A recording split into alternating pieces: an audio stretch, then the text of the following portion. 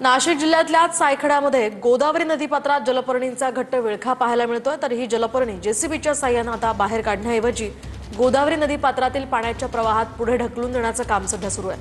नांदूर मधमेश्वर धरणाच्या गेटमध्ये ही जलपर्णी अडकण्याची आता भीती वर्तवली जाते।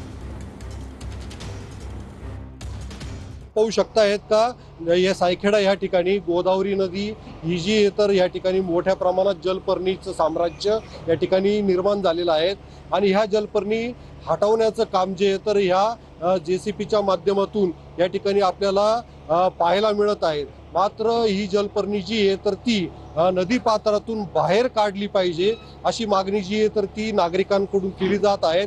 मात्र ह्या जेसीपीच्या माध्यमातून ही जलपर्णी जी आहे तर ती नदी पात्रात पाणी आता पाण्याचा प्रवाह सुरू आहे आणि त्यामध्ये ही पुढं ढकलून दिली जात आहे आणि ही जलपर्णी जी आहे तर पुढं एक 8 ते 9 किलोमीटरवर नांदूर मधमेश्वर धरण आहेत आणि त्या धरणामध्ये त्या ठिकाणी अडकण्याची भीती व्यक्त केली जात आहे। कारण की ही जलपर्णी ह्या ठिकाणावरनं न काढल्यास या ठिकाणी असलेला जो पूल आहे तर ह्या पुलाला धोका निर्माण होऊ शकतो। त्यामुळे ही जलपर्णी या ठिकाणावर काढावी अशी मागणी नागरिकांकडून केली जात आहे। उमेश पारीख, TV9 मराठी, सायखेडा, नाशिक।